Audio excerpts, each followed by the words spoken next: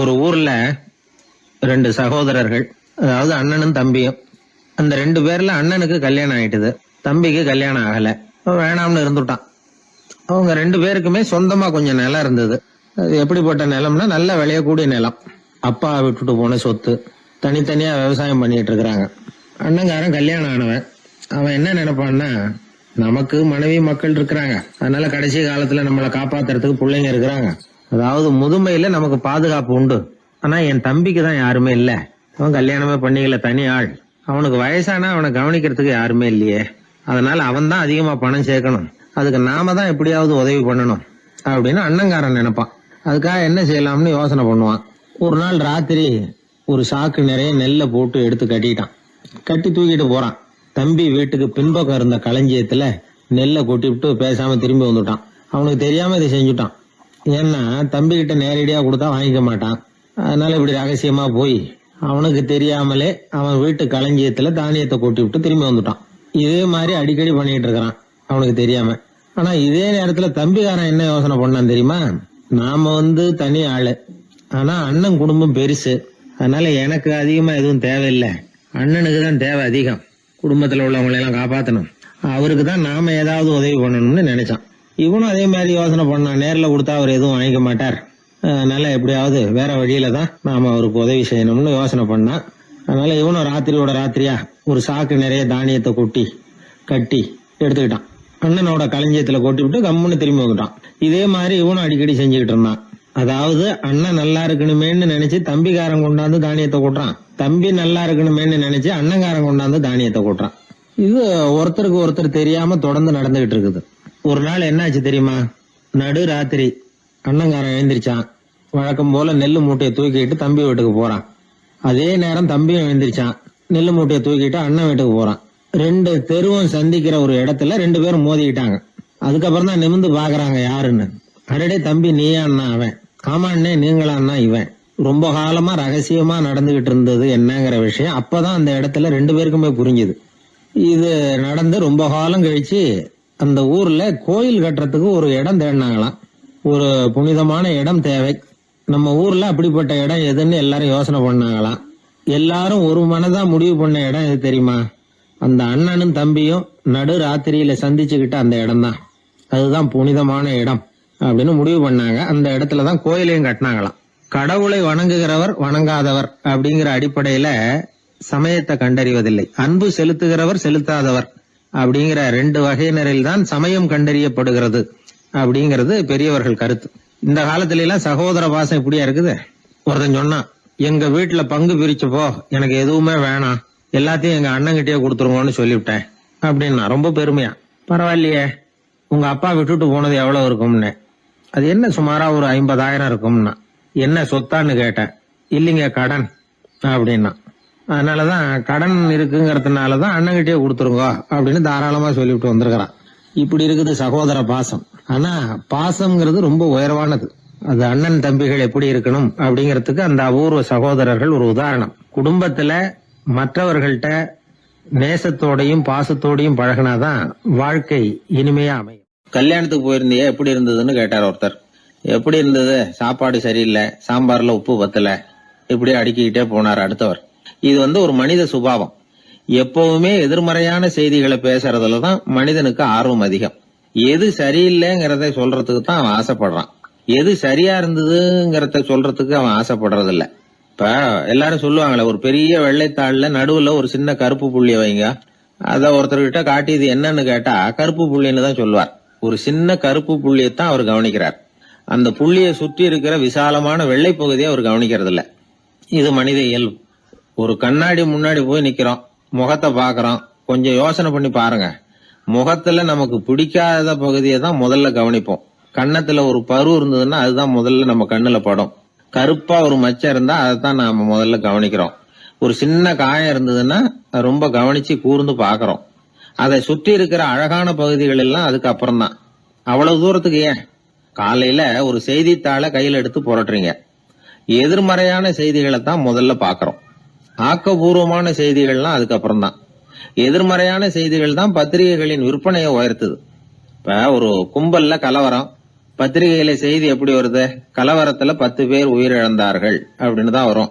அந்த கலவரத்துல 918 பேர் உயிரோடு திரும்பி போனார்கள் அப்படின்னு போடுறது இல்ல. எத்தனை பேர் இறந்து போனாங்க அப்படிங்கிறது தான் பத்திரிகைக்கு முக்கியம். ஏன்னா மனித மனம் அதை தான் கவனிக்குது. பாதகமான செய்திகளே பத்திரிகைகள்ல அதிகமா வருது. எதிர்மறையான செய்திகளுக்கு தான் அதிக முக்கியத்துவம் கொடுக்கப்படுது. இதனால என்ன ஆகுது தெரியுமா? இந்த உலகத்துல எங்க பார்த்தாலும் கொலையும் கொள்ளையும் விபத்தும் உயிரிழப்பும் தான் நடந்துகிட்டு இருக்கு அப்படிங்கறது மாதிரி ஒரு பிரமை. இந்த உலகத்துல மகிழ்ச்சிகளை எல்லாம் நாம மறந்துடுறோம். வாழ்வின் வெளிச்சங்களை எல்லாம் நாம இழந்துடுறோம். இன்னைக்கு விமான விபத்துல 214 பேர் உயிரிழந்தார்கள் அப்படிங்கிறது எதிர்மறையான செய்தி. இன்று விமானம் மூலமாக 2 லட்சம் பேர் சௌக்கியமாக பயணம் செய்தார்கள் அப்படிங்கிறது நேரடியான செய்தி. ஆனாலும் செத்ததுதான் செய்தியா வரும். சௌக்கியமா போனவங்களை பத்தி வெளியில தெரியாது. வாழ்க்கையின் சாதகமான அம்சங்கள்ல கவனம் செலுத்துறதுக்கு நாம கத்துக்கணும். இந்த உலகத்துல நாம மகிழ்ச்சியா இருக்கிறதுக்கு எவ்வளவோ விஷயங்கள் உண்டு. அதையெல்லாம் கவனிச்சு பாக்குறதுக்கு நாம கத்துக்கணும். ஒரு நாள் பூராவும் நல்லா நடந்துகிட்டு இருப்பீங்க. ஏதோ ஒரு நேரத்துல வாழைப்பழத்தோல்ல காலை வச்சிருப்பீங்க, வழிக்கு விழுந்துட்டீங்க. வழிக்கு விழுந்ததுதான் நமக்கு பெருசா தெரியும். நாலு பூரா நாம நல்லா நடந்துகிட்டு இருந்தோமே அப்படிங்கறது தெரியாது பெருசா. நமது பலம் என்னங்கறதுலதான் அதிக கவனம் தேவை. தோல்வி மனப்பான்மை இது நெகட்டிவ் ஆட்டிடியூட்ஸ். தாழ்வு மனப்பான்மை நெகட்டிவ் செல்ஃப் இமேஜ். எதிர்மறையாவே நினைக்கிறது பேசுறது அப்படிங்கிற குணத்தை மாத்திக்காதவன் எந்த காலத்திலயும் முன்னேற முடியாது. அப்படிப்பட்டவன் வெற்றிகரமான மனிதனும் கிடையாது. ஆகையினால வாழ்க்கையில வெற்றி பெற விரும்புகிறவர்கள் எதிர்மறை மனோபாவத்தை மாற்றிக்கொள்ளுங்கள். நெகட்டிவ் விஷயங்கள்ல இருந்து உங்க கவனத்தை திருப்புங்க. பாசிட்டிவ் விஷயங்கள்ல கவனத்தை செலுத்துங்கள். ஒரே விஷயத்த கூட சில பேர் பாசிட்டிவா எடுத்துக்குவாங்க, சில பேர் நெகட்டிவா எடுத்துக்குவாங்க. ஒரு சத்திரத்துல 2 சாமியார்கள் சந்திச்சுக்கிட்டாங்களாம். தங்களுடைய சொந்த கதைகளை அவங்க பேசிக்கிட்டாங்க. ஒரு சாமியார் சொன்னார், எனக்கு சம்சாரம் இல்ல, அதனாலதான் நான் சாமியார் ஆயிட்டேன் அப்படின்னார். இன்னொருத்தர் சொன்னார், எனக்கு சம்சாரம் இருக்கா, அதனால நான் சாமியார் ஆயிட்டேன் அப்படின்னார். அதனால வாழ்க்கைய அவரவர்கள் பாக்குற பார்வை வேற வேற மாதிரி. எதையும் எதிர்மறையா எடுத்துக்கப்படாது, ஆக்கப்பூர்வமா எடுத்துக்கணும். அப்படிங்கறத புரிஞ்சுக்கிட்டோம்னா நம்ம வாழ்க்கையில வெற்றி நிச்சயம். நான் கணக்குல ரொம்ப வீக்கு சார் அப்படின்னு சொல்லிக்கிறதுல நம்மள பல பேர் வெக்கப்படுறது இல்ல. நம்ம மூளை கணக்கு போட எப்பவும் தயாரா தான் இருக்குது. ஆனா அதை நாம சரியா உபயோகப்படுத்துறது இல்ல. அதுதான் விஷயம்.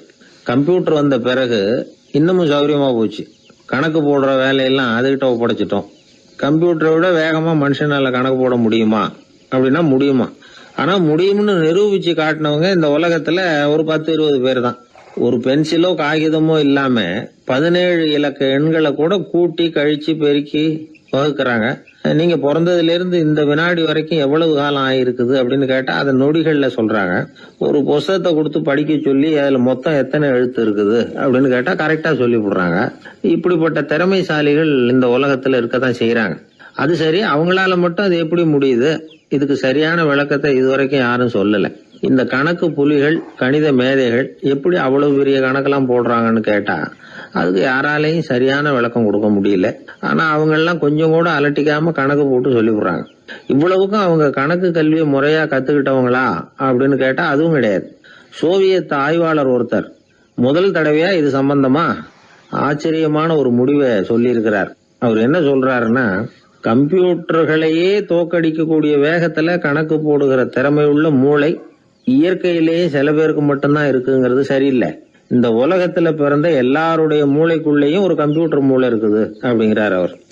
நம்ம கிட்ட இருக்கிற சாதாரண மூளைக்கு அபாரமான திறமை இருக்குதான். இப்போ உதாரணத்துக்கு ஒரு மாமரத்துல உச்சி கிளையில ஒரு நல்ல மாங்காயை பாக்குறோம். ஒரு கல்லை எடுத்து குறி பார்த்து வீசுறோம். ஒரு தடவை இல்லைன்னா கூட இன்னொரு தடவை கரெக்டா பார்த்து அடிச்சுக்கிறோம். மாங்காய் கைக்கு வந்துடுது. இது சாதாரணமா எல்லாரும் செய்யக்கூடிய ஒரு காரியம். இதுல கவனிக்க வேண்டியது என்னன்னா, கண் அமைக்கிற நேரத்துக்குள்ள மனுஷ மூளை அந்த கல்லோட எடை, மாங்காய் இருக்கக்கூடிய உயரம், தூரம், எரிய வேண்டிய விசையின் அளவு, வேகம் எல்லாத்தையும் கணக்கு போட்டு சொல்லிவிடுது. அதுக்கப்புறம் தான் கல்லை வீசுறோம். நம்ம அறியாமலேயே நமக்குள்ள நடக்கிற ஒரு அதிசயம் இது. மனுஷன் படைச்ச கம்ப்யூட்டரால இவ்வளவு சிக்கல் நிறைந்த விஷயத்தை இவ்வளவு சீக்கிரத்துல கணக்கு போட முடியாதான். அதனால்தான் மனித மூளைக்குள்ள ஒரு கம்ப்யூட்டர் மூளை, அதாவது கணக்கு போடுகிற மூளை இருக்குது, அது இயங்குது அப்படிங்கறத அதுல இருந்து புரிஞ்சுக்க முடியும்னு சொல்றாங்க. இத உயிர் கம்ப்யூட்டர் அப்படின்னு சொல்லலாமா, பயோ கம்ப்யூட்டர். இயற்கை என்ன பண்ணி இருக்குதுன்னா, இந்த உயிர் கம்ப்யூட்டர் விசைய அணைச்சு விட்டு உணர்வு மூளையின் செயல்பாட்டை திறந்து விட்டுருக்கு. அதனால உணர்வு மூளையை உபயோகிக்கிற மனுஷன் தன்னுடைய இயற்கை திறமையை மறந்துட்டு தானே வளர்த்துக்கிட்ட திறமையின் மூலமா சிந்திக்க ஆரம்பிச்சான். இந்த இயற்கையின் உயிர் கம்ப்யூட்டர் விசை அணைக்கப்படாம சில பேருக்கு இருந்துருது. அவங்க தான் கணித மேதைகள். அவங்களுக்கெல்லாம் உயிர் கம்ப்யூட்டருக்கும் உணர்வு மூளைக்கும் தொடர்பு ஏற்பட்டிருக்கு. இப்ப இந்த தொடர்பை எல்லாருக்கும் ஏற்படுத்துறதுக்கு ஒரு வழியை கண்டுபிடிச்சிட்டோம்னு வைங்க, அதுக்கப்புறம் நாம எல்லாருமே கணித மேதைகள் தான், கணக்கு புலிகள் தான். அது வரைக்கும் நாம இப்படியே இருந்துட வேண்டியதுதான். நம்மால் ஒருத்தன் மாங்காய் அடிச்ச கதை தெரியுமா உங்களுக்கு? ஒரு மரத்து உச்சியில ஒரு மாங்காயை பார்த்தான். உடனே அவனுடைய மூளை கல்லோட எடை, மாங்காய் இருக்கிற உயரம், எரிய வேண்டிய வேகம் எல்லாத்தையும் ஒரு நொடியில கணக்கு போட்டு சொல்லிவிட்டுது. அடிச்சான், மாங்காய் விழுந்துட்டுது. இருந்தாலும் அவன் தன்னுடைய மூளையை நொந்துக்கிட்டான். மோசமான மூளைன்னா ஏண்டான்னு கேட்டோம். என்னுடைய மூளை எல்லாத்தையும் சரியா கணக்கு போட்டு சொல்லிவிட்டுது, இருந்தாலும் ஒரு விஷயத்த என்கிட்ட சொல்லாம விட்டுட்டுது அப்படின்னா. என்னத்தேன்னு கேட்டோம். அந்த தோட்டத்துக்கு சொந்தக்காரன் என் பின்னாடி 10 அடி தூரத்துலதான் நின்றுகிட்டு இருக்கிறாங்கிறத எனக்கு கணக்கு போட்டு அது சொல்லாம விட்டுட்டுது அப்படின்னா. முதுவை தடவிக்கிட்டேன். ஒருத்தர் முகத்தை உம்முன்னு வச்சுக்கிட்டு வந்துகிட்டு இருந்தார். ஏன்னு கேட்டாங்க. யாரு என்ன பார்த்தாலும் உடனே முகத்தை திருப்பிக்கிட்டு போடுறாங்க சார் அப்படின்னார். உங்ககிட்ட பிரியமா பேசுற நண்பர்களே கிடையாதா அப்படின்னு கேட்டாங்க. அப்படி யாரும் இல்லையே அப்படின்னாராம். அதிகமா நமக்கு நண்பர்கள் கிடைக்கணும்னா அதுக்குன்னு சில உத்திகள் இருக்கு. அமெரிக்க எழுத்தாளர் ஒருத்தர் சொல்லியிருக்கிறார் அப்படின்னு சொன்னாங்களாம், விவரம் தெரிஞ்சவங்க. அப்படின்னு அதை எனக்கும் கொஞ்சம் சொல்லி கொடுங்களேன் அப்படின்னு கேட்டிருக்காரு இவர். உடனே அதை பத்தி அவர்கிட்ட சொல்ல ஆரம்பிச்சாங்களாம். அது என்னன்னா, முதல் குறிப்பு என்னன்னா, எதிரில் உள்ளவங்க நிறைய பேசுறதுக்கு வாய்ப்பு கொடுக்கணுமா. நம்ம பத்தியே பேசிட்டு இருக்க கூடாதான். அவர் பேசுற விஷயம் எதுவா இருந்தாலும் ஆமா நல்லது அப்படின்னு சொல்லி ஏத்துக்கணுமா. இது ஒரு குறிப்பு. 2வது குறிப்பு என்னன்னா, கூடுமான வரைக்கும் யாருகிட்டயும் அனாவசியமா வாதம் பண்ணிட்டு இருக்க கூடாது. 3வது குறிப்பு என்னன்னா, எந்த பிரச்சனையையும் அடுத்தவங்க கண்ணோட்டத்திலேயே பார்க்கணும், நம்ம கண்ணோட்டத்திலேயே பார்த்துட்டு இருக்க கூடாது. எப்பவுமே அடுத்தவங்க மனோபாவத்தை நாம புரிஞ்சு வச்சிருந்தோம்னா நம்மள யாராலையும் ஜெயிக்க முடியாது. 4வது குறிப்பு என்னன்னா, ஒருத்தர்கிட்ட பேச ஆரம்பிக்கிறப்பவே இயல்பா அன்பா ஆரம்பிக்கணும். உதாரணத்துக்கு, இந்த சட்டை உங்களுக்கு ரொம்ப பொருத்தமா இருக்குதே அப்படின்னு சொல்லி ஆரம்பிக்கலாம். அதை விட்டுட்டு அன்னைக்கு என்ன சார் என்ன அம்போன்னு விட்டுட்டு அப்படி ஆயிட்டீங்க அப்படின்னு ஆரம்பிக்க கூடாதான். இதெல்லாம் விவரம் தெரிஞ்சவங்க சொல்லி கொடுத்திருக்கிற குறிப்புகள். 5வது விஷயம் என்னன்னா, நம்ம தவறுகளை தயக்கம் இல்லாம ஒத்துக்கணும், அதுக்காக கூச்சப்படக்கூடாது. 6வது குறிப்பு, அடுத்தவங்க கருத்துக்கு மதிப்பு கொடுக்கணும். நீங்க சொல்றது தப்பு சார் அப்படின்னு முகத்துல அடிச்சா அப்படி பேசக்கூடாது. 7வது விஷயம் என்னன்னா, சில பேர் எப்ப பார்த்தாலும் சவால் விட்டுக்கிட்டே இருப்பாங்க. அனாவசியமான சவால் சில பேரால தவிர்க்க முடியாது, அப்படி விடக்கூடாதான். 8வது கருத்து, நம்ம கருத்து என்னவோ அதை எதிராளியின் வாயிலிருந்து வரவழைக்கணும். அப்படி வரவழைக்கிறதுக்கு முயற்சி பண்ணணும். இது ஒரு முக்கியமான கருத்து. அப்புறம் 9வது குறிப்பு என்னன்னா, நம்ம யோசனைய புதிய முறையில சொல்லி பார்க்கலாம். அடுத்தவங்க சொல்ற யோசனையை ஏத்துக்கணும். அந்த யோசனை மகா மோசமா இருந்தா கூட அதை ஏத்துக்கிற மாதிரி நடிக்கலாமா, அது கூட தப்பு இல்லைங்கிறாங்க. 10வது குறிப்பு ரொம்ப முக்கியமானது. அதாவது அனாவசியமா பொய் சொல்லக்கூடாது.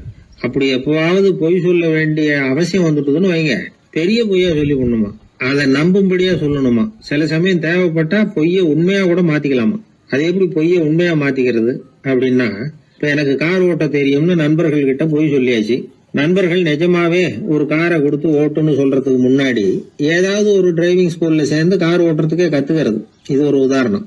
இது மாதிரி பொய்ய உண்மையாக்கக்கூடிய சில உத்திகள் உண்டு. அதனால சில பிரச்சனைகளை தீர்த்தர முடியுமா. அப்புறம் 11வது குறிப்பு என்னன்னா, உயர்ந்த நோக்கங்களை மட்டும் வெளியில பேசணும். உள் மனசு எவ்வளவு ஒட்டடை படிஞ்சு கிடந்தாலும் பரவாயில்ல, அதை பத்தி பேச வேண்டியதில்லை. 12வது குறிப்பு சொல்றாங்க, சிறந்த நல்ல நண்பர்களை தேடிதான் பெற வேண்டியிருக்கும், அவ்வளவு சுலபமா கிடைச்சிட மாட்டாங்க அப்படின்னு சொல்றாங்க. இவ்வளவு குறிப்புகளும் அமெரிக்க நிபுணர் ஒருத்தர் சொல்லி வச்சிருக்கிறார். இப்படி எல்லாம் நடந்துகிட்டா நமக்கு நல்ல நண்பர்கள் கிடைப்பாங்களாம். முயற்சி பண்ணி பார்க்கணும். இந்த காலத்துல எல்லாம் எத்தனையோ விதமான நண்பர்கள் உண்டு. ஒருத்தர் ரொம்ப கவலையோட நின்றுகிட்டு இருந்தார். கண்ணு கலங்கி இருந்தது. ஏன் இப்படி கவலையோட நின்றுகிட்டு இருக்கிறீங்க அப்படின்னு கேட்டோம். என்னுடைய நண்பன் ஒருத்தன் ஒரு நாள் கோபத்துல என்னை பார்த்து சொல்லிவிட்டான், உன்னோட 1 வருஷத்துக்கு பேச மாட்டேன் போ அப்படின்னு சபதம் போட்டுட்டான் அப்படின்னார். அதுக்காகவா இப்படி கவலைப்பட்டுக்கிட்டு கண் கலங்கி நிக்கிறீங்க அப்படின்னு கேட்டோம். இதுக்கு அவரு சொன்னார், நான் அதுக்காக கவலைப்படல சார், அந்த 1 வருஷ கெடு என்னையோட முடியுது, அதை நினைச்சுதான் கவலைப்படுறேன், கண்ணீர் விடுறேன் அப்படின்னாராம் சோகமா. ஒருத்தர் ரொம்ப கவலையோட வந்தார். ஏன் இப்படி ஒரு மாதிரியா வர்றீங்க அப்படின்னு கேட்டேன். அவர் என்ன நிமிர்ந்து பார்த்தார். என்னை பார்த்து ஒருத்தன் பைத்தியம்னு சொல்லிவிட்டான் சார், அவன் அப்படி சொன்னதுக்கு அப்புறம் தான் நான் இப்படி ஆயிட்டேன்னாரு. அதுக்காக நீங்க பெருமைப்படுங்க, வருத்தப்படாதீங்கன்னு. அவருக்கு ஒன்னும் புரியல.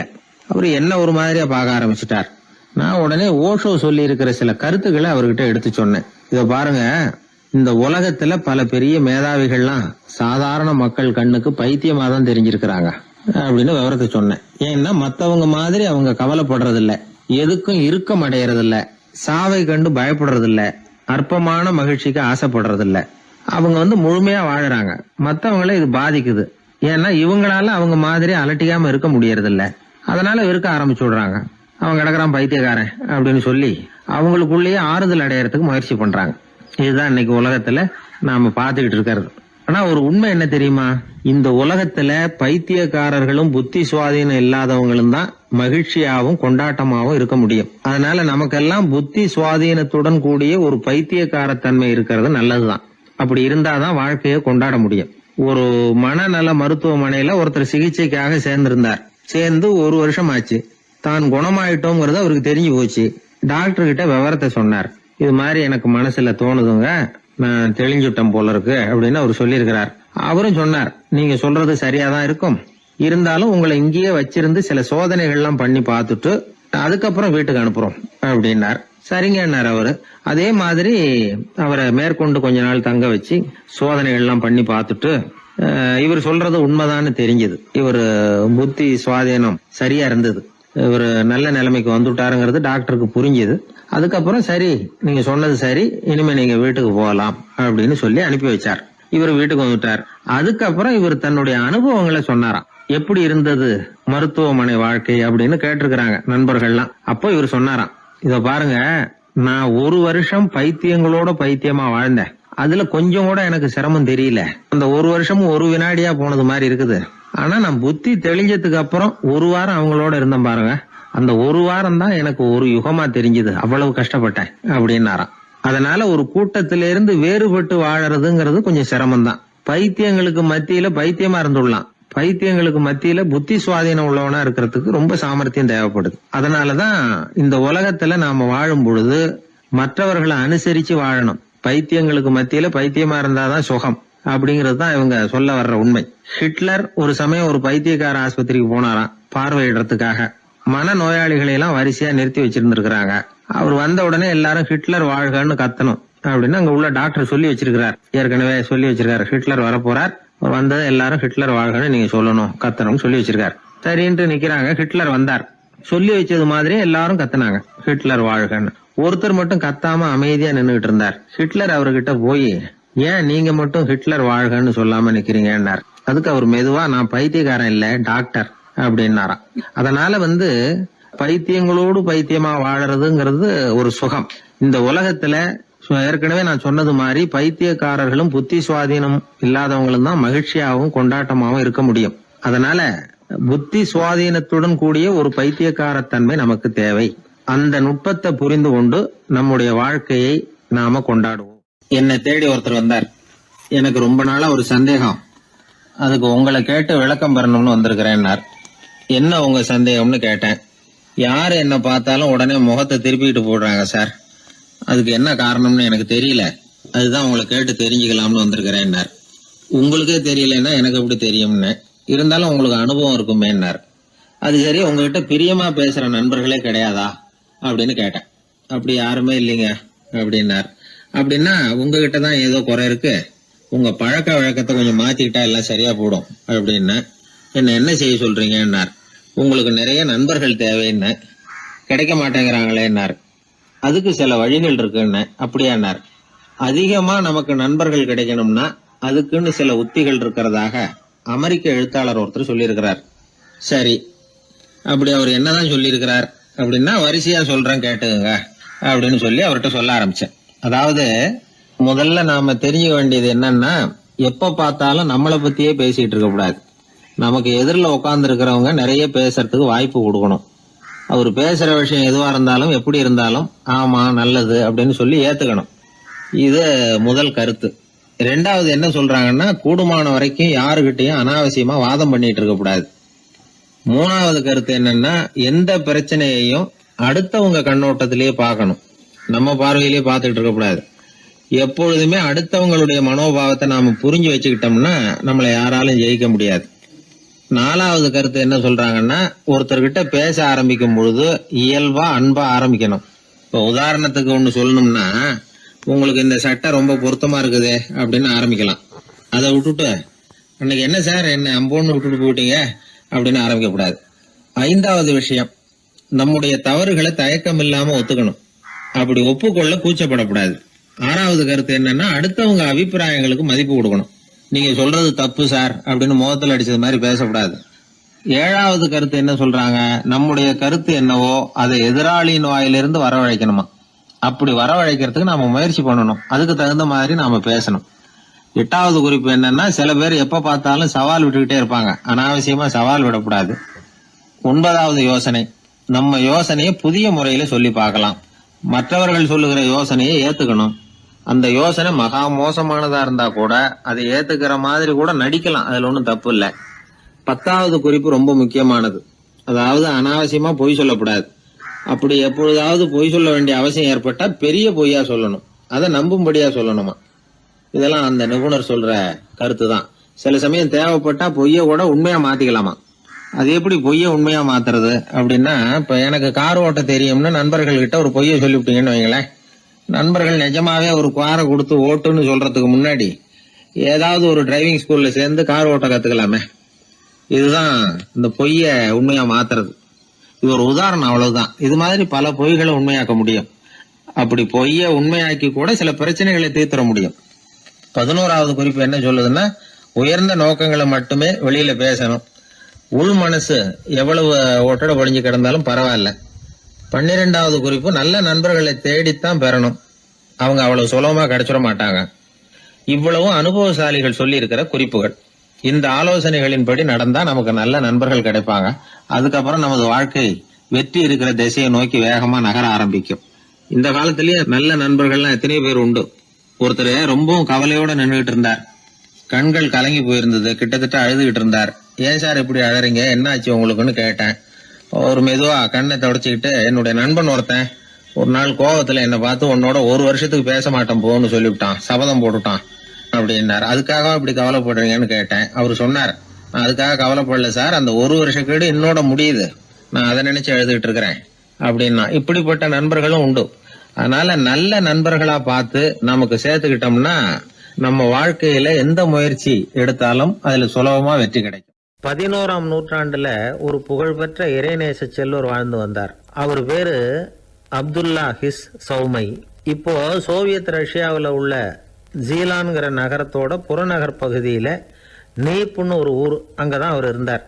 அவருக்கு ஒரு ஆப்பிள் தோட்டம் இருந்தது தஜ்லா நதி ஓரத்துல. அந்த தோட்டத்துல அவர் ஒரு நாள் உலாவிக்கிட்டு இருக்கிறார். அந்த சமயத்துல 20 வயசுள்ள அழகான இளைஞர் ஒருத்தர் அவர் முன்னாடி வந்து நின்னார். என்ன நீங்க மன்னிக்கணும்னார். இவருக்கு ஒன்னும் புரியல. யாரப்பா நீ என்ன கெடுதல் பண்ணின, நான் எதுக்காக உன்னை மன்னிக்கணும் அப்படின்னு கேட்டார். ஐயா, என் பேரு அபு சாலிஹ் மூசா. இங்க இருந்து 4 கல் தொலைவில் இருக்கக்கூடிய இதே தஜ்லா நதி ஓரத்துல தான் நான் இருக்கிறேன். நேத்து மத்தியானம் எனக்கு ஒரு நல்ல பசி. அந்த நேரம் ஒரு ஆப்பிள் பழம் இந்த நதியில மிதந்து வந்தது. அவசரத்துல அதை எடுத்து சாப்பிட்டதுக்கு அப்புறம் தான் அப்படி செஞ்சது பெரிய தவறுங்கிறத உணர்ந்தேன். ஒரு பொருளுக்கு உரியவர்கள் யாரோ அவங்க அனுமதி இல்லாம அந்த பொருளை சாப்பிடுறது ஹராமான அந்த பழம் வந்து என் வயத்துக்குள்ள போனதுல இருந்து எனக்கு நிம்மதி இல்ல. ராத்திரி பூரா தூங்கவே முடியல. காலையில எழுந்திரிச்சதும் இந்த நதி ஓரமா பாத்துக்கிட்டே வந்தேன். உங்க தோட்டத்தை பார்த்தேன். ஒரு மரத்தோட கிளை வந்து தண்ணியில தொட்டுக்கிட்டு இருக்கிறத பார்த்தேன். அதனால நான் சாப்பிட்ட பழம் இங்க இருந்து தான் வந்திருக்கணும். அந்த பழத்துக்கு உரியவர் நீங்க தான். நீங்க என்ன மன்னிச்சாதான் நான் சாப்பிட்ட பழம் ஹலாலா, குற்றம் நிவர்த்தியா, தயவு பண்ணி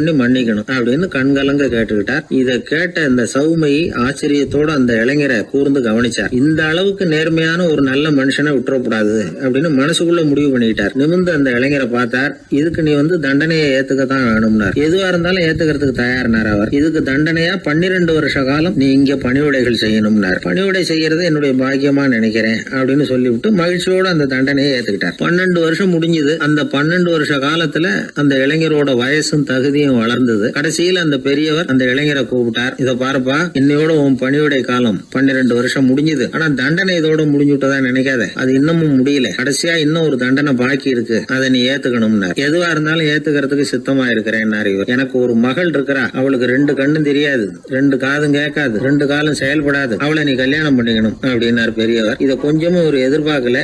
திகைச்சார். அடுத்த நிமிஷம் சரி, இதையும் நான் மனப்பூர்வமா ஏத்துக்கிறேன். இறைநேசர் செல்வர் சௌமை அவர் அவர்களுடைய புதல்வி பாத்திமாவுக்கும் இளைஞர் அபுசாலிஹ் மூசாவுக்கும் அடுத்த சில தினங்கள்ல முறைப்படி திருமணம் நடந்தது. திருமணத்துக்கு அப்புறம் மணமகளை பார்த்த அந்த இளைஞர் திகைச்சு போயிட்டார். ஏன்னா அந்த பெரியவர் சொன்னதுக்கு நேர்மாறா இருந்தார். பாத்திமா உடல் குணம் எதுவும் கிடையாது, ரொம்ப அழகா இருந்தாங்க. மறுநாள் சௌமையை அபுசாலிக கூப்பிட்டு இதுக்கு விளக்கம் சொன்னாராம். என் மகளுக்கு கண்ணு தெரியாதுன்னு சொன்னதுதான் சொல்லியிருந்த நேத்து முன்னாடி சொன்னேன். அது எந்த விதமான தீய காட்சிகளும் அவ கண்ணுக்கு தெரியாதுன்னு தான் அர்த்தம். காது கேட்காதுன்னு சொன்னேன், தீய விஷயங்களை அவ கேட்க மாட்டான்னு அர்த்தம். கால்கள் செயல்படாதுன்னு சொன்னேன், வீட்டை விட்டு தீமையான இடங்களுக்கு அவ போக மாட்டான்னு அர்த்தம் அப்படின்னா. 12 வருஷத்துக்கு முன்னாடி உன்னை முதல் முறையா பார்த்தப்பவே உண்மை என்னுடைய சீடரா மானசீகமா ஏத்துக்கிட்டேன் அப்படிங்கிற விவரத்தையும் சொன்னாராம். இந்த இளைஞர் அபுசாலிஹ் பிற்காலத்துல ஒரு பெரிய ஆன்மீக மேதையா உயர்ந்தார். அந்த தம்பதிகளுக்கு 60வது வயசுல ஒரே ஒரு குழந்தை பிறந்தது. அந்த ஃபாதர் ஜிலானி முஹைத்தீன் ஆண்டகை, அதாவது அந்த குழந்தை தான் ஆன்மீக பேரரசர் முஹைத்தீன் ஆண்டகை.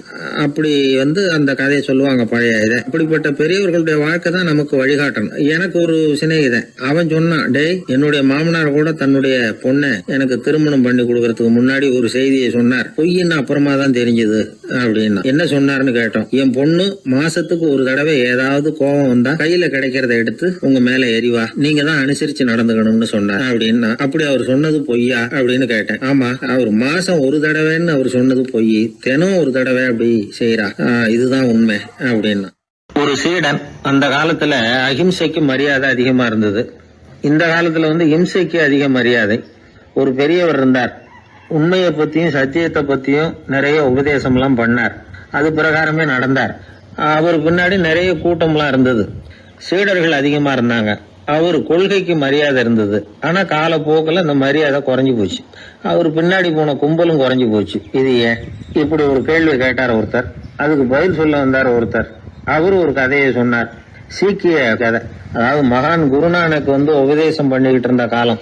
அவர் பின்னாடி ஏகப்பட்ட கூட்டம் போற இடமெல்லாம் மக்கள் வெள்ளம் அவர் பின்னாடியே போயிட்டு இருந்ததுதான். அவர் எந்த ஊருக்கு போனாலும் எல்லாரும் பின்னாடியே போனாங்க. இந்த கூட்டத்தையும் அவங்க கிட்ட இருக்கிற ஆர்வத்தை போனார் ஒருத்தர்.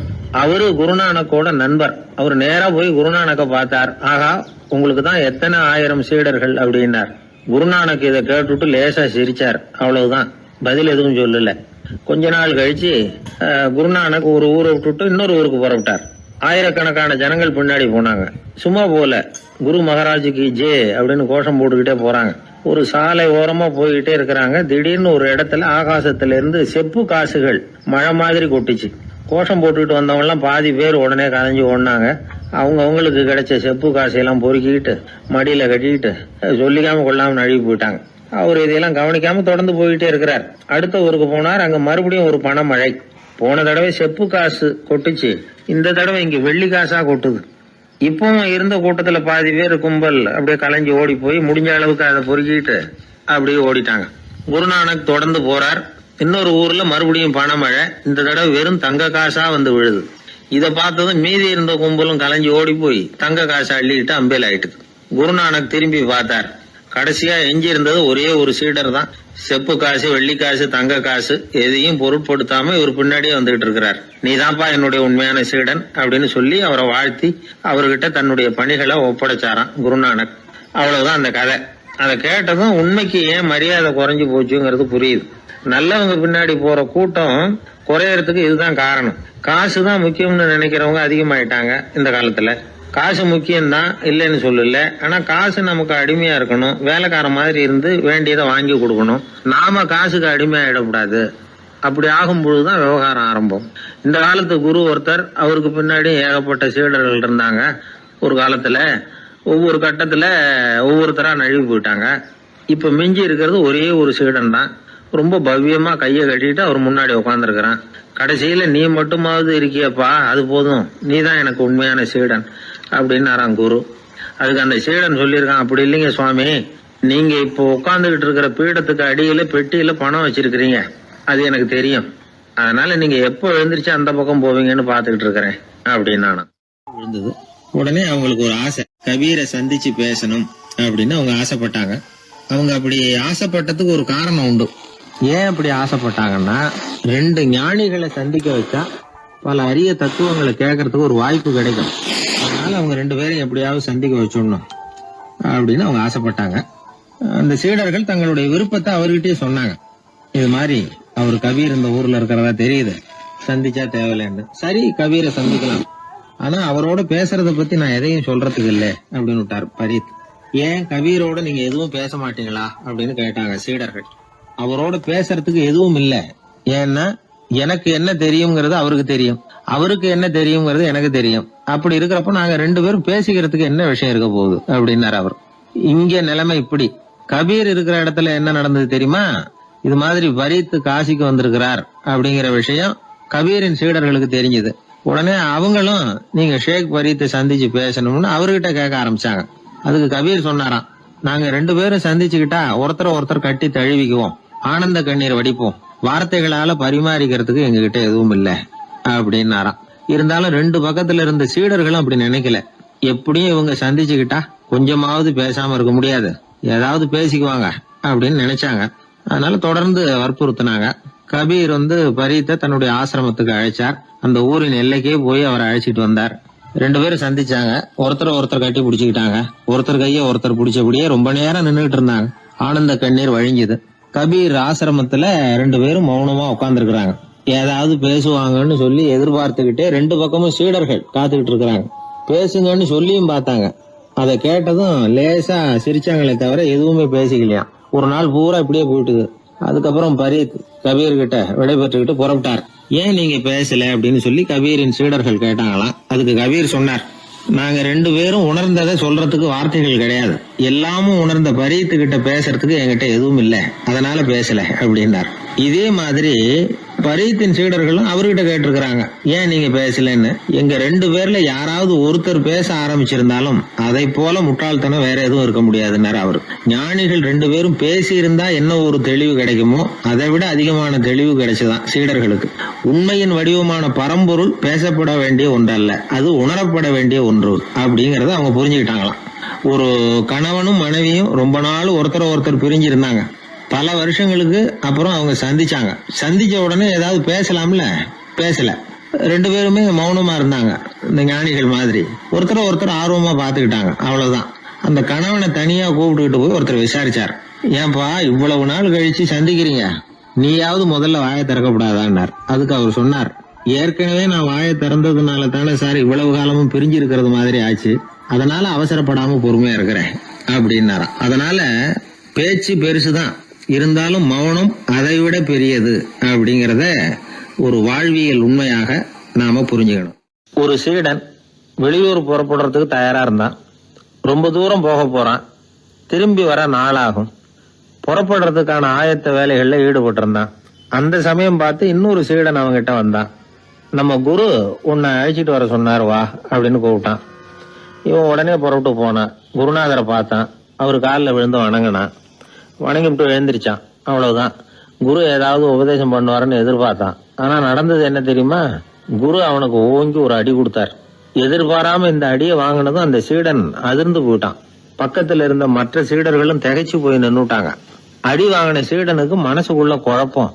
நாம என்ன தப்பு பண்ணணும், புறப்படுற நேரத்துல இப்படி குரு கிட்ட அடி வாங்குற மாதிரி ஆயிட்டுதே அப்படின்னு நினைச்சு மனசுக்குள்ள ரொம்ப வேதனைப்பட்டான்.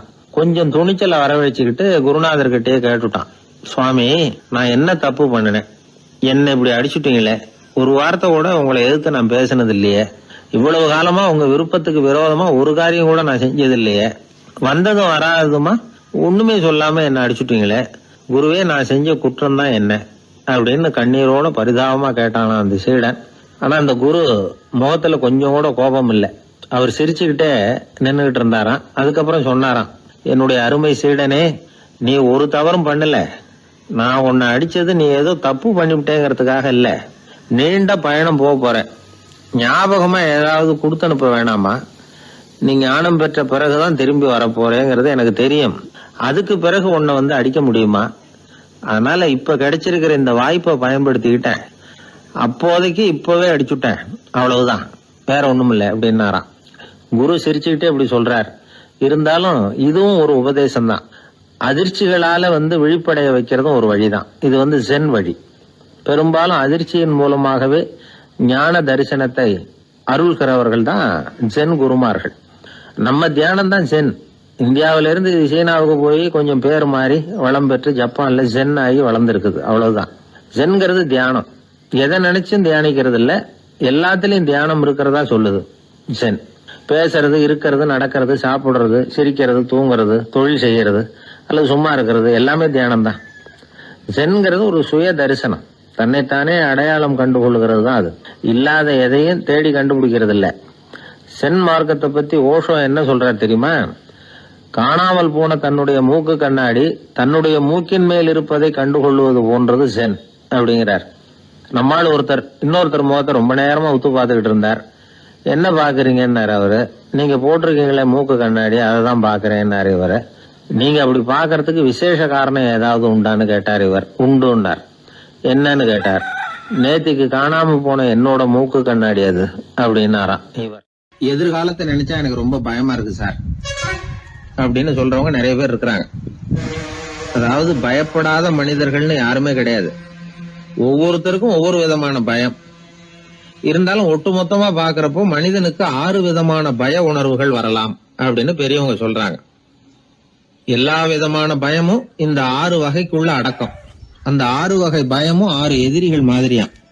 6 எதிரிகளையும் புரிஞ்சுக்கிட்டோம்னா போதும், வாழ்க்கையில சுலபமா வெற்றி அடைய முடியும். சரி, அந்த 6 வகை பயம் என்னென்ன அப்படின்னு பாப்போம். முதல்ல வறுமை பற்றிய பயம், 2வது பழிச்சொல் பற்றிய பயம், 3வது உடல் நலம் பாதிப்பு பற்றிய பயம், 4வது என்னன்னா காதல் தோல்வி, 5வது முதுமை, 6வது மரணம். அதாவது பயப்படுறதுங்கிறது ஒரு மனநிலை தான். இந்த மனநிலையை கட்டுப்படுத்த முடியும், திசை திருப்ப முடியும். சரி, இந்த பயங்களின் அறிகுறிகள் எப்படி இருக்கும்? வறுமை பற்றிய பயம் அப்படின்னு முதல்ல சொன்னோம் இல்லையா? அந்த பயத்தின் அறிகுறிகளை தெரிஞ்சுக்குவோம். எதுலேயும் அக்கறை இல்லாம இருக்கிறது, ஒரு குறிக்கோள் இல்லாம இருக்கிறது, வறுமையை சகிச்சுக்கிறது, வாழ்க்கையில கிடைக்கிறது எதுவா இருந்தாலும் ஆட்சேபனை இல்லாமல் ஏத்துக்கிறது, மனசாலும் உடம்பாலும் சோர்ந்து போயிருக்கிறது, ஆர்வம், முனைப்பு, கற்பனை திறன் எதுவுமே இல்லாம இருக்கிறது. இதெல்லாம் தான் அந்த வறுமை பற்றிய பயத்தின் அறிகுறிகள். அடுத்தது ஒண்ணு பார்த்தோமே, பழிச்சொல் பற்றிய பயம். அதாவது அடுத்தவங்க நம்மளை குறை சொல்லி விடுவாங்களோ அப்படிங்கிற பயம். இதுக்கு அறிகுறி என்ன தெரியுமா? புதியவர்களை சந்திக்கிறதுக்கு பயப்படுறது, முடிவு எடுக்க முடியாம குழம்புறது, பிரச்சனைகளை தவிர்க்க விரும்புறது, தாழ்வு மனப்பான்மை, வரவுக்கு மீறி செலவு செஞ்சு இமேஜை உயர்த்திக்கிறது, குறிக்கோள் இல்லாத வாழ்க்கை. இதெல்லாம் தான் அதுக்கு அறிகுறிகள். 3வது பயம் உடல் நலம் பாதிப்பு பற்றிய பயம், அதாவது நோய் பற்றிய பயம். ஒரு உண்மை என்ன தெரியுமா? டாக்டரை சந்திக்கிற மனிதர்கள்ல 75% பேர் தங்களுக்கு நோய் வந்துட்டுதுங்கிற கற்பனையில இருக்கிறவங்களாம். நிஜமாவே நோய் கிடையாது அவங்களுக்கு. இந்த பயத்தின் அறிகுறிகள் என்னன்னா, வியாதிக்கான அறிகுறிகள் தன்னிடம் இருக்கிறதாக நினைச்சுக்கிறது, எந்த நேரமும் வியாதியை பத்தியே பேசி பேசி மனசை அங்கேயே வச்சிருக்கிறது, நோய் சம்பந்தமான செய்திகளை படிச்சு நமக்கு இப்படி ஆயிடுமோ அப்படின்னு வேதனைப்படுறது. இதெல்லாம் தான் அதுக்கு அறிகுறிகள். 4வது பயம் காதல் தோல்வி. இது ரொம்ப வேதனை, உடம்பையும் மனசையும் சீரழிச்சு விடும். ஆண்களை விட பெண்கள் தான் இந்த பய உணர்வுல அதிகமா பாதிக்கப்படுறாங்க. 5வது முதுமை பற்றிய பயம். 6வது மரண பயம், வயசான காலத்துல எப்படி சமாளிக்கிறது அப்படிங்கிற பயம். ஆக இதையெல்லாம் நாம புரிஞ்சுக்க வேண்டியது ரொம்ப அவசியம். இந்த 6 வகை பயங்களை சரியா புரிஞ்சுக்கிட்டு நாம நடந்துக்கணும். வாழ்க்கையின் முன்னேற்றத்துக்கு இந்த பயங்கள் முட்டுக்கட்டே ஆயிடக்கூடாது. உழைச்சி பணம் சேர்க்கணும், உற்சாகமா மனசை வச்சுக்கணும்.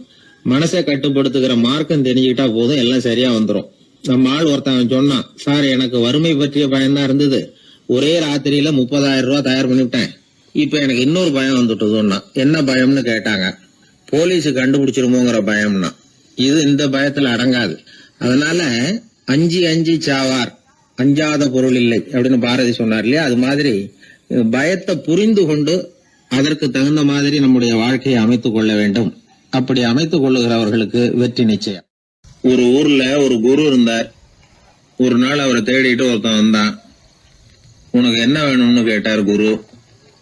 எனக்கு ஞான தெளிவு வேணும், அதுக்கு உங்க உபதேசம் எனக்கு தேவைன்னா. உபதேசம் வேணும்னா அதை பெற்றுக்கொள்ளுகிற அளவுக்கு தகுதி உள்ளவனா உன்னை தயார்படுத்திக்கணுமேன்னார்.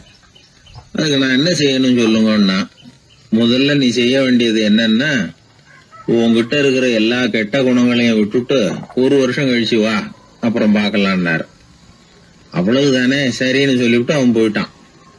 1 வருஷம் கழிச்சு வந்தான். அவன் அங்க வந்து சேர்ந்த சமயத்துல அந்த ஆசிரமத்தின் மண் தரைய ஒரு வேலைக்காரன் பெருக்கி சுத்தம் பண்ணிட்டு இருக்கிறான். அந்த மண் தரையிலிருந்து எழுந்த புழுதி அதிகமா இருந்தது. அது காத்துல கலந்தது, சீடனையே மறைக்கிற அளவுக்கு ஆயிட்டுது. ஒரே புழுதி மயம். சீடனுக்கு கோபம் வந்துட்டுது. அந்த வேலைக்காரனை அடிக்கிறதுக்காக கைய வாங்கிட்டு போனான். அவன் ஓடி போய் குரு கிட்ட சொல்லிவிட்டான், குருவே, உங்க உத்தரவுப்படிதான் நான் தரையை சுத்தம் பண்ணேன், ஆனா அந்த ஆளு என்ன அடிக்க வர்றான் அப்படின்னா. குரு பார்த்தார், அந்த சீடனை கூப்பிட்டார். இத பாருப்பா, உன்னுடைய எண்ணங்கள்ல பாம்பு புகுந்துட்டுது, அதையெல்லாம் விரட்டி அடிச்சு விட்டு 1 வருஷம் கழிச்சு வா, அதுக்கப்புறம் பாக்கலான்னுட்டார். சீடன் யோசனை பண்ணான், சரின்னு சொல்லிட்டு போயிட்டான். 1 வருஷம் கழிச்சு மறுபடியும் வந்தான். இப்போ அவன் வர்ற சமயத்துல அந்த வேலைக்காரன் என்ன பண்ணான் தெரியுமா? குரு கட்டளைப்படி தரையை பெருக்கினான். அப்புறம் அந்த புழுதியை எடுத்து வேணும்னே அந்த சீடன் மேல தூவனான். அவ்வளவுதான், சீடனுக்கு மகாகம் வந்துட்டுது. அந்த வேலைக்காரனை பிடிச்சி கண்ணாமண்ணான்னு திட்டி விட்டான். வேலைக்காரன் குரு கிட்ட ஓடனான், ஐயா, அந்த ஆளு வாய்க்கு வந்தபடியெல்லாம் திட்டுறான் அப்படின்னா. குரு பார்த்தார், ஓ அப்படியா, அப்படின்னா இந்த தடவை பாம்புகள் கிடையாது, இப்போ அவன் இதயத்துக்குள்ள நுழைஞ்சிருக்கிறது நாய். அதை விரட்டி அடிச்சு விட்டு இன்னும் ஒரு வருஷம் கழிச்சு அவனை வர சொல், அப்புறம் பார்க்கலாம் அப்படின்னு சொல்லி அனுப்பி வச்சுட்டார். சீடன் திரும்பி போயிட்டான். 1 வருஷம் கழிச்சு மறுபடியும் வந்தான். இப்போ அவன் வர்றப்போ என்ன செய்யணுங்கிறத அந்த வேலைக்காரங்கிட்ட குரு ஏற்கனவே சொல்லி வச்சிருக்கிறார். அது பிரகாரமே அவன் பண்ணனான். அவன் என்ன செஞ்சான் தெரியுமா? கூட்டி பெருக்கின புழுதியை எல்லாம் ஒரு வாளி தண்ணியில போட்டு நல்லா கலக்கி அந்த சீடன் தலையில ஊத்தினான். இவ்வளவு செஞ்சும் இந்த தடவை அவனுக்கு கோபமே வரல. அதுக்கு பதிலா அவனை பார்த்து நன்றின்னா. எதுக்கு நன்றி தெரியுமா? எதையும் சகிச்சுக்கிட்டு அமைதியா இருக்கும் குணத்தை கற்றுக்கொள்வதற்கு உதவியா இருந்ததுக்காக அந்த வேலைக்காரனுக்கு நன்றி. இத கேள்விப்பட்ட உடனே அந்த குரு ஓடி வந்தார், இவனை கட்டி பிடிச்சுக்கிட்டார். இனிமே நான் உனக்கு உபதேசம் பண்ணலாம், அதுக்கான தகுதி உனக்கு வந்துட்டுதுன்னார். இதுல இருந்து என்ன தெரியுது? ஒருத்தர்கிட்ட உபதேசம் வாங்கணும்னா கூட அதுக்குன்னு ஒரு தகுதி நமக்கு தேவைப்படுது. சகிப்புத்தன்மை ஒவ்வொரு மனிதனுக்கும் தேவைதான். இந்த காலத்துல ஒரு குரு, அவரை தேடி ஒருத்தன் வந்தான். குரு அவனை நிமிர்ந்து பார்த்துட்டு சொன்னார், நீ முதல்ல சகிப்புத்தன்மையை வளர்த்துக்கிட்டு அதுக்கப்புறம் என்கிட்ட வாழ்னார். இவன் அவரை நிமிர்ந்து பார்த்துட்டு சொன்னான், குருவே, நான் உங்ககிட்ட வந்திருக்கிறதே சகிப்புத்தன்மையை வளர்த்துக்கிறதுக்காகத்தானே அப்படின்னு. ஒரு ஊர்ல ஒரு பெரியவர் இருந்தார். அவரு ஒரு கோடீஸ்வரர். நிறைய நல்ல காரியங்கள்லாம் செஞ்சுக்கிட்டு இருந்தார். அவரை தேடி நிறைய பேர் வருவாங்க. இவரும் தன்னால முடிஞ்ச உதவியை அவங்களுக்கு செய்வார். ஒரு சமயம் 3 பிச்சைக்காரர்கள் இவரை தேடி வந்தாங்க. ஏதாவது பொருள் உதவி பெறலாம்னு நினைச்சு 3 பேரும் ஒரே நேரத்துல வரல, தனித்தனியா வந்தாங்க. முதல் பிச்சைக்காரன் காலையில வந்தான். இவர் முன்னாடி வந்து நின்னான். ஐயா, எனக்கு 5 ரூபா வேணும், தயவு பண்ணி கொடுங்க அப்படின்னு கேட்டான். இவன் இப்படி கேட்டதான் அவருக்கு கோவம் வந்துட்டுது. என்ன இது, நான் ஏதோ உங்ககிட்ட கடன் பட்டிருக்கிறது மாதிரியும் அதை திருப்பி கொடுன்னு கேக்குறது மாதிரியும் இருக்குது. இவ்வளவு அதிகாரத்தோட பிச்சை கேட்கிறேன், எவ்வளவு துணிச்சல் உனக்கு 5 ரூபாயெல்லாம் தர முடியாது, இந்த 2 ரூபா எடுத்துட்டு ஓடு அப்படின்னு சொல்லி ஒரு 2 ரூபாயை தூக்கி எறிஞ்சார். அவன் அதை எடுத்துக்கிட்டு அங்கிருந்து போயிட்டான். அடுத்தபடியா மத்தியானமே ஒரு பிச்சைக்காரன் வந்தான். இவன் எப்படி கேட்டான் தெரியுமா? ஐயா, 10 நாளா ஒருவேளை உணவு கூட சாப்பிடல, தயவு பண்ணி எனக்கு உதவி பண்ணுங்கன்னா. உனக்கு எவ்வளவு வேணும்னு கேட்டார். நீங்களா பார்த்து எவ்வளவு கொடுத்தாலும் அது எனக்கு போதும்னா. இந்தா 10 ரூபா, இதை வச்சுக்கோ, ஏதாவது வாங்கி சாப்பிடுனார். அவன் அந்த 10 ரூபாய வாங்கிட்டு போயிட்டான்.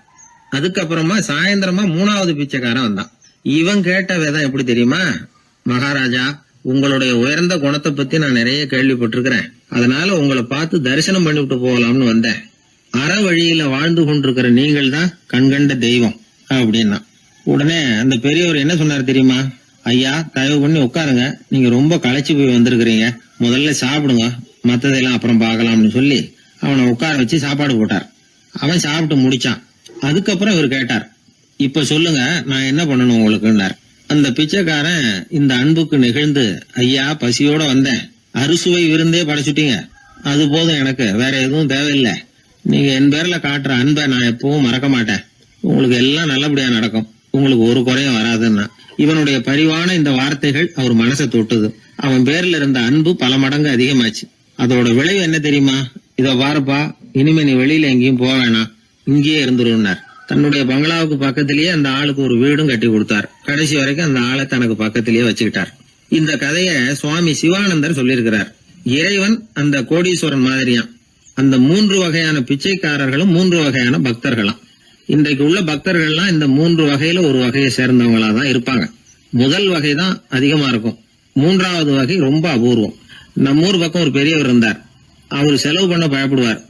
ஒரு பைசா ஒருத்தருக்கு கொடுக்கறதுனால ரொம்ப யோசனை பண்ணுவார். இவரை தேடிட்டு ஒரு நாள் சில பிச்சைக்காரங்கள்லாம் வந்தாங்க. ஐயா, நாங்கெல்லாம் சேர்ந்து ஒரு பிச்சைக்காரர்கள் சங்கம்னு ஆரம்பிக்கிறோம். அதுக்கு நீங்க ஒரு 1000 ரூபாய் நிதி உதவி பண்ணுனா தேவையில்லைன்னாங்க. அதெல்லாம் ஒன்னும் கொடுக்க முடியாது, அவ்வளவு பணம்லாம் என்கிட்ட கிடையாதுன்னு விட்டார் அவர். சரி, ஒரு 100 ரூபாயாவது கொடுங்களேன் அப்படின்னு கேட்டிருக்கிறாங்க. அதுவும் முடியாதுன்னார். இவங்க இன்னமும் இறங்கி வந்தாங்க. சரி, ஒரு 10 ரூபாயாவது கொடுங்க அப்படின்னு கேட்டு பார்த்தாங்க. அதெல்லாம் கிடையாதுன்னு ஒரே முடிவா சொல்றாரு அவர். கடைசியா ஒரு 10 காசாவது கொடுங்க சார், வாங்கிட்டு போறோம் அப்படின்னு கேட்டாரு ஒருத்தர் இந்த கும்பல்ல இருந்து.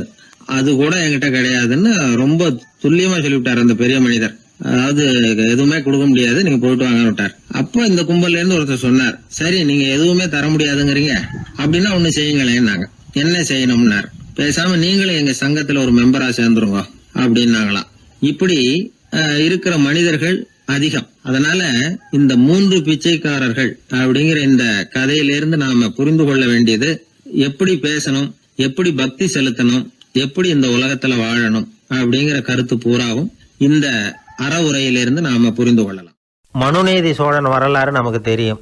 அது மாதிரி நீதி தவறாத ஆட்சியாளர்கள் பல பேர் இருந்திருக்கிறாங்க இந்த உலகத்துல. ஹசரத் உமர் பின் கத்தாப் அப்படின்னு ஒருத்தர், இஸ்லாத்தின் 2வது கலீஃபா இவர். அவருடைய ஆட்சி காலத்துல நடந்த ஒரு நிகழ்ச்சி. இந்த மன்னருக்கு ஒரு மகன், அவர் பேரு அபு ஷஹ்மா. அந்த மிசர் நாட்டு கவர்னர் அமர் பின் ஆஸ், அந்த மன்னருடைய மகன் கவர்னர் அவர்களுடைய கவனிப்புல இருந்தார். அந்த சமயத்துல ஒரு நாள் அவர் மதுபானா இருந்தனார். கவர்னருக்கு தெரிஞ்சு போச்சு. அவருக்கு தர்ம சங்கடமா போட்டுது. தவறு செஞ்சது மன்னருடைய மகன். கவர்னர் யோசனை பண்ணார். அவர் மெதுவா தன்னுடைய வீட்டுக்கு அழைச்சிட்டு வந்தார்.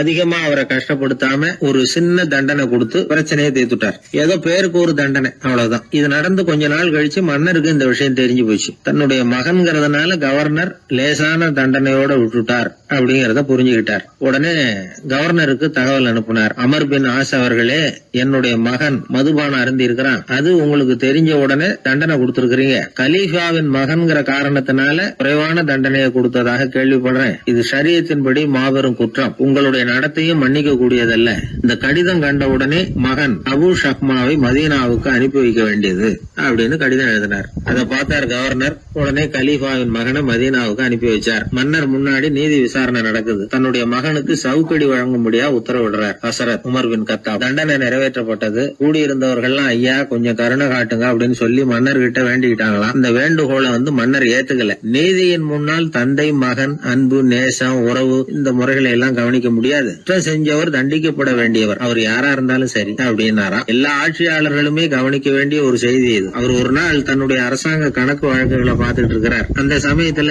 அவரை பார்க்க ஒரு பெரிய மனிதர் வந்தார். இவர் தன்னுடைய சொந்த வேலை காரணமா வந்திருக்கிறார் அப்படிங்கறத அவர் புரிஞ்சுக்கிட்டார். உடனே அது வரைக்கும் எரிஞ்சுகிட்டு இருந்த விளக்க அணைச்சுட்டு இன்னொரு விளக்க ஏற்றி வச்சுக்கிட்டாராம். இந்த செயலுக்கு என்ன காரணம்னு கேட்டிருக்கிறார் வந்தவர். இதுக்கு அவரு சொன்னார், ஐயா நீங்க வந்த போது இங்க எரிஞ்சுகிட்டு இருந்தது அரசாங்க விளக்கு, இப்ப எரியறது சொந்த விளக்கு. சொந்த விஷயங்களை பேசுறப்போ அரசாங்க பணத்தை செலவு பண்ணக்கூடாது, அதனாலதான் விளக்க மாத்தினேன் அப்படின்னாராம். இப்படி எல்லாம் பல பேர் இந்த உலகத்துல இருந்திருக்கிறாங்க. ஆனா இப்ப எல்லாம் பல பேர் அப்படி இருக்கிறது இல்ல. ஒருத்தர் அப்படிதான் அரசாங்க விஷயங்களை பார்த்துக்கிட்டு உட்கார்ந்து இருக்கிறார். அந்த சமயத்துல ஒரு பெரிய தொழில் அதிபர் அவரை பார்க்க வந்திருக்கிறார். இவரு சடார்னு எழுந்திருச்சு எரிஞ்சுகிட்டு இருந்த விளக்க அணைச்சுட்டார். எங்கும் ஒரே ஏன் விளக்க அணைச்சுட்டீங்கன்னு கேட்டிருக்கிறார் வந்தவர். இங்க நடக்கிறது மத்தவங்க கண்ணுல பற்றக்கூடாது அப்படிங்கறதுக்காக தான் விளக்க அணைச்சேன். நீங்க கொண்டு வந்திருக்கிறத அப்படி ஒரு ஓரமா வச்சுட்டு போடுங்க, அதுக்கப்புறமா விளக்க போட்டு நான் எடுத்துக்கிறேன் அப்படின்னாராம் இவர். ஒரு சாலையில போக்குவரத்து நெரிசல். ஒருத்தர் அடிபட்டு கிடக்கிறார். கூட்டத்துல ஒருத்தர் கத்துறார். உடனே ஆம்புலன்ஸுக்கு போன் பண்ணுங்க அப்படின்னு ஒருத்தர் ஓடி போய் தகவல் கொடுக்கிறார். கொஞ்ச நேரத்துல ஆம்புலன்ஸ் வருது. அடிபட்டவரை கொண்டுட்டு போய் ஆஸ்பத்திரியில சேர்க்குது. அங்க அவசர வைத்தியம். அவர் பொழைச்சுக்கிறார். ஆம்புலன்ஸுங்கிற ஒரு வசதி இல்லைன்னா அவரை அவ்வளவு சீக்கிரத்துல ஆஸ்பத்திரிக்கு கொண்டுட்டு போக முடியுமா? ஆபத்துக்கு உதவுகிற நண்பர் மாதிரி இந்த ஆம்புலன்ஸ். அந்த காலத்துல போர்கள் அதிகம், அதுல அடிபடுறவங்களும் அதிகம். அடிபட்டு கிடக்கிற போர் வீரர்களை அவசரமா மருத்துவர்கிட்ட கொண்டுட்டு போகணும். எப்படி கொண்டுட்டு போறது? ஒரு கனமான துணியை தூளி மாதிரி கட்டுவாங்க. குழந்தைகளை தூங்க வைக்கிறதுக்காக துணியில தொட்டில் கட்டுறோம்ல, அது மாதிரி அந்த தூளியில அடிபட்டவங்களை படுக்க வைப்பாங்க. அப்படியே தூக்கிட்டு போவாங்க. அதுக்கப்புறம் தான் மருத்துவ சிகிச்சை. இதுதான் ஆரம்ப காலத்துல நடந்துகிட்டு இருந்தது. இதுல என்ன ஒரு சிரமம்னா அவசரமா கொண்டுட்டு போய் சேர்க்க முடியாது. அதனால பாதி வழியிலேயே அவங்க போய் சேர்ந்துருவாங்க பல பேர். சரி, கொஞ்சம் சீக்கிரமா அவங்கள கொண்டுட்டு போறதுக்கு என்ன வழி அப்படின்னு யோசனை பண்ணாங்க. குதிரை மேல ஏத்தி கொண்டுட்டு போனா என்ன அப்படின்னு ஒரு யோசனை. அது மாதிரியே செஞ்சு பார்த்தாங்க. அது இன்னமும் ஆபத்தா போட்டுது. குதிரை ஓடுற வேகத்துக்கும் அது போடுற குலுக்கலுக்கும் அடிபட்டு கிடக்கிறவனால ஈடு கொடுக்க முடியுமா? அலுங்காம குலுங்காம கொண்டுட்டு போக வேண்டிய விஷயம் இல்லை இது. சரி, குதிரை முதுகுல அவனை கொண்டுட்டு போக வேணாம், குதிரை வண்டியில கொண்டுட்டு போனா என்ன? 4 சக்கரம் உள்ள ஒரு குதிரை வண்டியை தயார் பண்ண வேண்டியது. அதை ஆம்புலன்ஸா உபயோகப்படுத்த ஆரம்பிச்சாங்க. 1487 இது பழக்கத்துக்கு வந்துதான். இது கொஞ்சம் சௌரியமா தெரிஞ்சுது. அதனால 1792 வரைக்கும் இந்த முறைதான் நீடிச்சுதான். ஒரு பிரெஞ்சு மருத்துவர், அவரு பேர் பேரன் டொமினிக். அவர் என்ன பண்ணாருன்னா, குதிரை வண்டியில படுக்கை வசதியை ஏற்படுத்தினார். முதல் உதவி செய்யறதுக்கு தேவையானதையெல்லாம் அதுல வச்சார்.